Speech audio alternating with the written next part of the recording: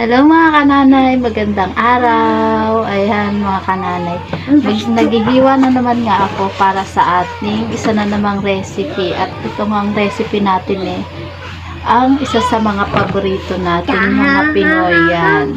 Ito nga mga kananay, naghihiwa na ako ng ating karne ng baboy at tayo magsisigang. Ayan, sisigang tayo ngayong araw.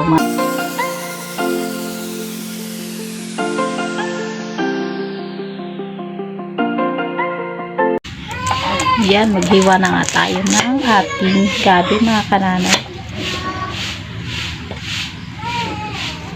Yan.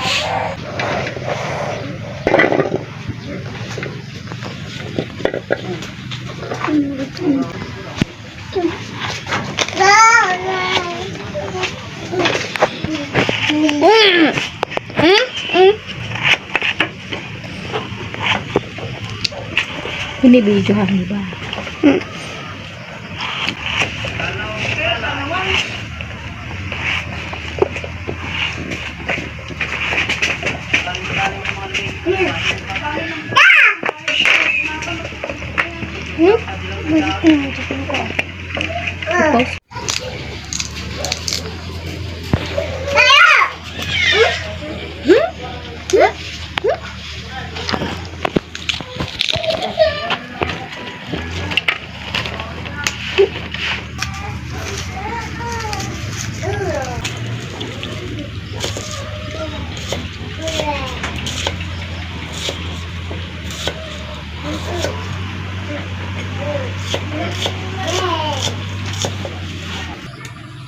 At ayan na mga kananay ang ingredients.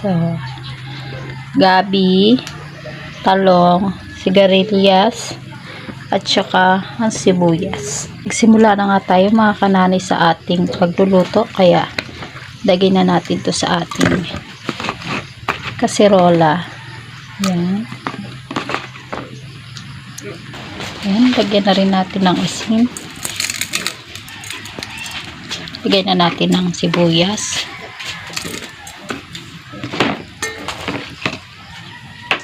Ang gabi.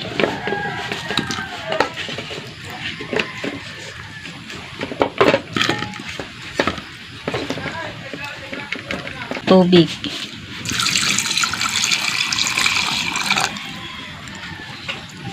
Yan. Pan natin. At ayan, nakasalang na nga ang ating karne. At hintayin lang po natin yan lumambot.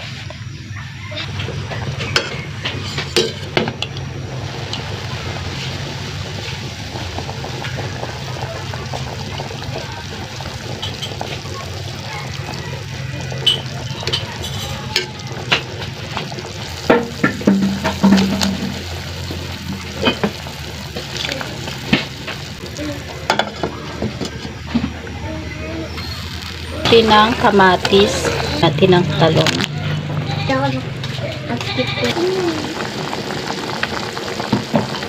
Yan, lapit na maluto mga kananay. Tayo lang natin siyang maluto yung mga gulay at pwede na nating lagyan ng asin.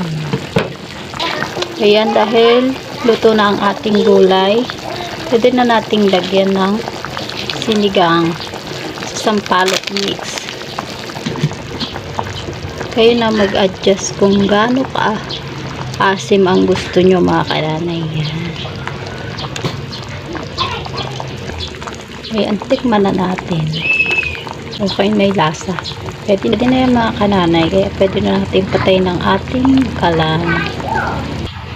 Ayan, luto na nga ang ating sinigang mga kananay. O, diba? Ang sarap. Ayan, umuusok pa nga mga kananay, diba? Ang sarap niyan. Mainit-init na sabaw. Lalo na sa panahon ngayon.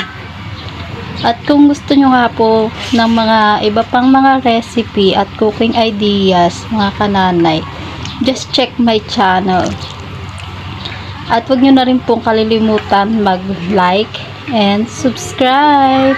Thank you for watching. Bye-bye!